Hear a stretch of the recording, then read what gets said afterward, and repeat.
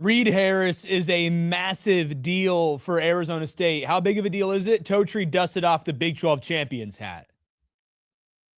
It's nice.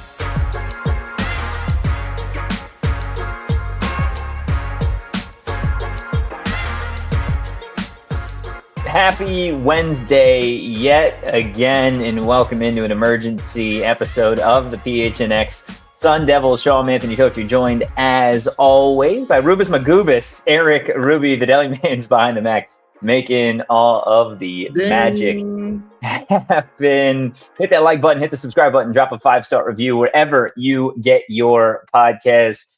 Rubus, we've gone over this a number of times, and there's only a select handful of players that we would be going live for, and we went live for Cutter Boley, new quarterback, went live for Omarion Miller, a premier wide receiver, and would you look at that, another premier wideout committing to Kenny Dillingham, Hines Ward, and those Arizona State Sun Devils.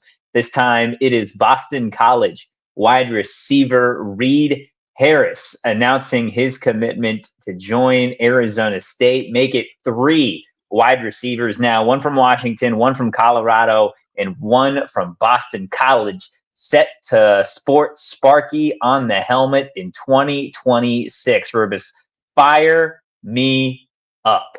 This is maybe the best wide receiver core you'll ever see at this school. I mean, and here's the thing. We've had some really great wide receivers, some really great wide receiver duos, but the combination of Miller and Harris and what they can both do, and I think what makes it so potent and so dangerous is how different of wide receivers they are. Both effective, both top wide receivers in the portal. Now Arizona State has a top 8 portal class in the country. And what makes it so inviting, it's like, yes, okay, Cutter Boley maybe has some things he needs to work on, is when I talked to Tyler from Kentucky earlier, he was like, he had no weapons. He had nothing and a bad offensive coordinator, not a good system around him.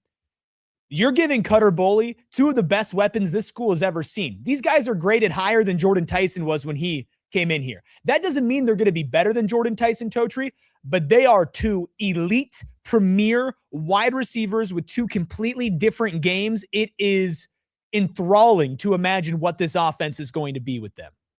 4,000 plus players have entered the transfer portal in the last 5 days at a number of positions. Wide receiver was an issue for Arizona State in 2025. Outside of Jordan Tyson, the production just simply wasn't there. So what does Kenny Dillingham and Hines Ward do? Well, they go into the portal and they snag not 1, but 2 of the top 4 players at the position available in the transfer portal. And like you said, 2 very different types of receivers. And this is without even mentioning Raiden Vinesbright from Washington, who's got the speed to burn and kill opposing DBs, right? But this show's obviously about Reed Harris. And I'll tell you one thing right now, Reed Harris is an NFL talent.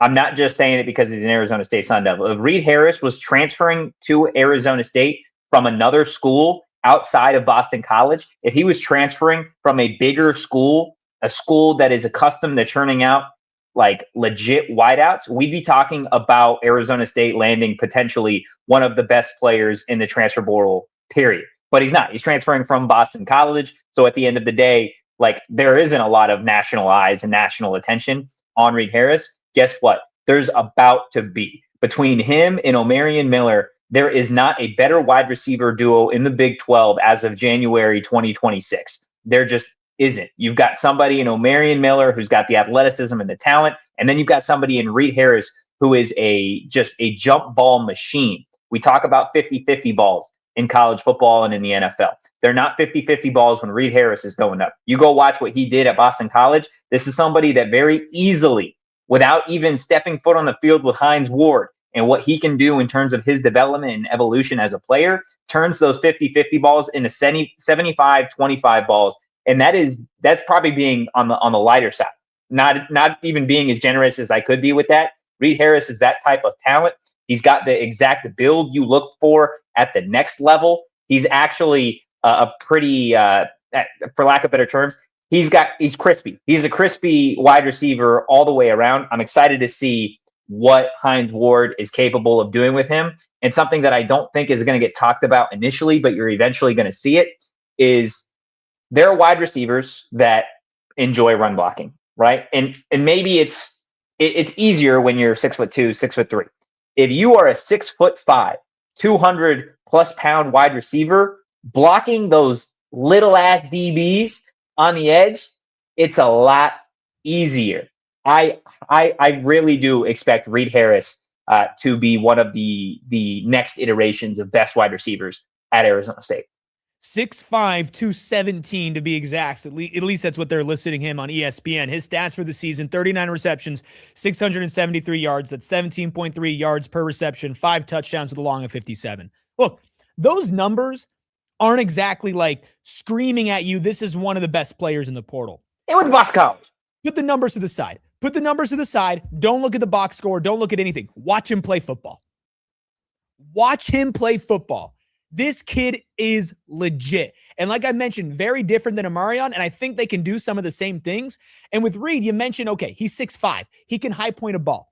I don't want to underrate just how fast Reed Harris is. He is beating dudes in the secondary to get down deep for long receptions. He has great hands. He has great ball tracking ability. He is extraordinarily athletic, and he's super physical. He'll beat you off the line of scrimmage. He'll push you to the side, even if they, think it might be illegal use of hands. Nah, he's just pushing you off to the side, and he's getting past you. He's going to be able to be a threat in every single level of the game. Short yardage situations, middle of the field, just move the chains, and then, of course, a deep threat.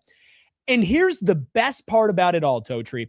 We could talk about Omarion Miller, and we could talk about Reed Harris and just put everybody else to the side, right? Because there's a ton of talent even that is still here. Derek Eusebio is somebody that completely changed his game this season and stepped up for the Sun Devils. Jalen Moss hasn't entered the transfer portal yet. He's certainly a weapon. AJE at the tight end position is somebody that might be a really great pass catcher. You just take those two top guys, the two guys that you got in the portal. How on earth do you defend either of them to the best of your abilities when they're sharing the field with each other? It's difficult, man. It's difficult. And that's without even mentioning if you get the accustomed 1,000-yard running back. Right? Yeah. Like we're talking about the passing game in and of itself, but talk about the offense, right? As a whole, we're talking about an offense that's accustomed to running the ball a lot more than they pass the ball, to be quite frankly. That's just what these offenses do with Kenny Dillingham and Marcus Arroyo. It's built off the play action pass. I don't know what the offense is going to look like this year, because I haven't seen an Arizona State offense since N'Keal Harry and Brandon Ayuk that had this level of talent on the perimeter. Right? Like that's just, again, calling it what it is. This is not overblowing it by any means. We're talking about 2 wide receivers in the top 4 in the transfer portal at the position that are now going to be playing at Arizona State. That's without bringing up the additions that you've made at running back. That's without talking about Jermaine Mitchell, who I know you've consistently thrown out there in this transfer portal cycle, who committed to Arizona State, a month ago at this point in time, flipping from Georgia to Arizona State as the number 1 JUCO player, not just JUCO offensive lineman, but JUCO player, right? As an offensive tackle at 6'8", 300+ pounds. So now you've got your bookend left tackle. You're going to figure out what the running back room is. You're not going to add another running back. You now have 7 after the addition of Marquez Gillis from Delaware State, and David Abbott, right, from Villanova.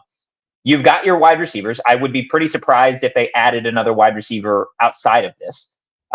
So now it really does go offensive line, potentially a tight end, and then the rest can go on defense. But what I will say is we're 5 days into the portal cycle, and there's not a team in the conference that has had a better portal class to this point in time, outside of maybe Texas Tech, which all they've done is continue to reload on defense. They got their quarterback in Brennan Sorsby. Like, realistically, there's a reason I got this hat out. There's a reason.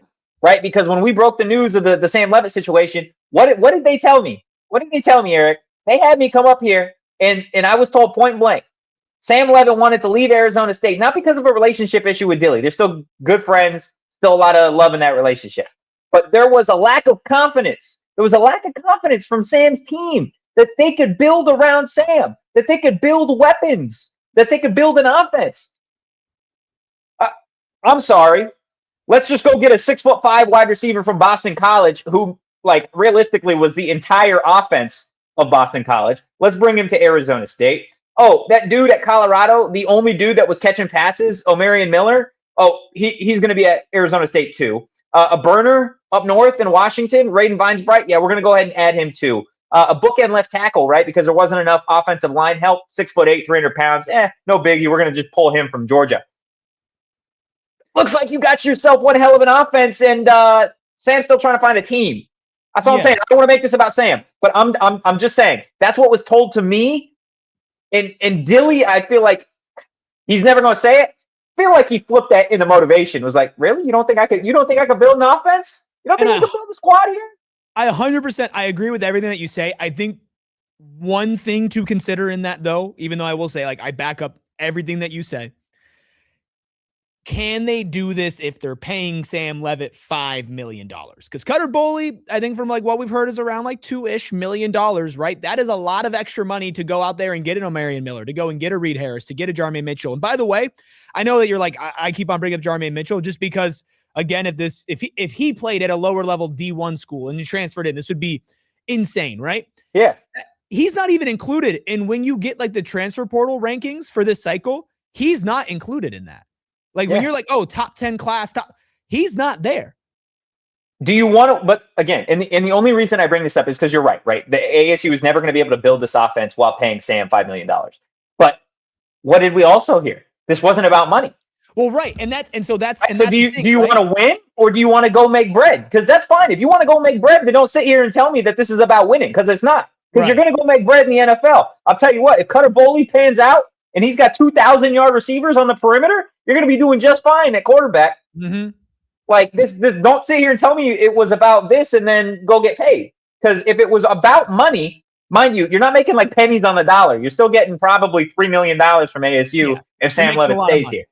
Right. So like, let's not talk about like, this isn't just like couch change that you're finding in the cushion. No, not by any means. So this is, again, like Arizona State, as long as Kenny's here, is going to be fine, y'all. This is a team that went, 8-5, if we're counting the bowl game at the end of the year. Like, this staff knows what they're doing, right? There was everybody in the offseason, Kenny, you got to leave. You got to leave. You got to go to Michigan. You got all the resources. Got all that. Bro, he can do it right here. He's doing it right here. Well, in 5 days, the portal opened 5 days ago. He said, I want you, I want you, I want you, I want you, and boom, they're here. And by the way, more on the way. Yeah. Well, and basically everybody who's visited has committed. Like everybody that we've heard, a good chunk of the top tier talent has visited and committed. Yeah, like that's impressive. And again, you mentioned this. It's not just Kenny, it's the staff, man. I mean, this is why Kenny was fighting to keep his guys here and fighting to get that assistant coach's money up about $10 million spread out among all of them from last season to this season. You want to know why? Because these are the guys who a lot of the times are helping put in the legwork, and then Kenny Dillingham comes in and closes the deal. What I love also is that they're being very public with it. These assistant coaches are going out there and they're tweeting things. Transfer portal season. Look at this. Look at that. You've got your GM and Josh going out there and doing the big fish thing. Like this is a staff that gets it. Big fish. This is a staff that gets it. And when you're a college kid and you're talking to all these other schools and you're going to all these other stops and you're trying to be wined and dined and all of that, few and far between do I think that you will find a place that gets it like Arizona State gets it. And what's dangerous is they now have the resources to not only get it, but to give it. You want to come here, it's the right choice, and we're going to take care of you. That is why the entire time you and I sat here during all the coaching rumors and all of that, we said, there's no worry, Kenny's not going anywhere, and repeatedly said, this is for the betterment of the program. I promise you, I will look dead in the camera and promise you, none of this happens, or at least a very, very slim part of this happens, if this whole saga that we just went through the last couple of months never happened. If Kenny never had the leverage to get more money poured into this program, you're maybe talking about like one splash, right? You're not talking about 3 wide receivers. You're not talking about another quarterback. You're not talking about flipping Jermaine Mitchell. You're not talking about getting a corner from LSU. You're not talking about any of that. You're just not, because you wouldn't have the money to compete. Now you do, which again, Sam should have trusted. In retrospect, should have trusted that Kenny was going to find a way to get it done, because that has always been what's happened here. And to bring it back to Reed Harris, this is a destination for players to get better. In the transfer portal era, you walk into Arizona State, you walk out either one of the highest paid, highest ranked players in the portal, or you walk out an NFL draft pick. If you are a top talent, you're either going to the draft, Cam Scatterbu, Jordan Tyson, or you're going into the transfer portal, Sam Levitt, Raleek Brown, and you are highly sought after if you're a high-level skill guy. That's a pattern now. And if that pattern continues, Totri, guess what's going to be great? 1 year from now, when Arizona State's in the transfer portal cycle again, and then a year after that, and then a year after that, and then a year after that, it's only going to get better, because it's only going to improve resources-wise, and you're going to have more film to put out there over the years of this is what we do to high-end players.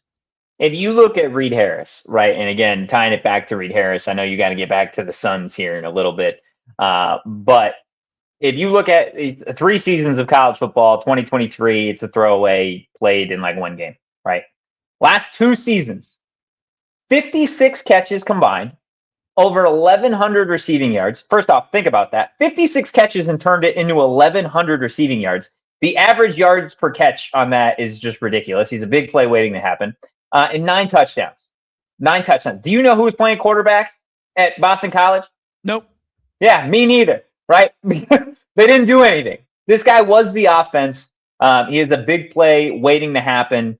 And again, I think the big thing is, and maybe it's one of the issues in college football, I think, from the fan base to the coaching staff, is it feels like you can see a hole, right? How many times do you watch a sport and you're like, dude, I feel like I can do it better than the coach, right? You're like, man, I see the issues. I see the problem, right? How many fans sit at home watching TV and they're like, man, we got one wide receiver, right? All year long. That's all you heard. And here you are, 7 days into 2026, and the staff is like, you know what? We see the issue too. We see that we need to really influx some juice into this wide receiver room. And not only is this going to put extra talent, but this is going to light a fire under the asses of Jalen Moss, Jaron Hamilton, Derek Eusebio, Class Johnson, all these other players at wide receiver that haven't dipped yet. If they dip, then they do, and you wish them the best. But like, this is going to light a fire under their ass of like, you know what? There are other guys here too. If we want to play, we got to turn it up a notch.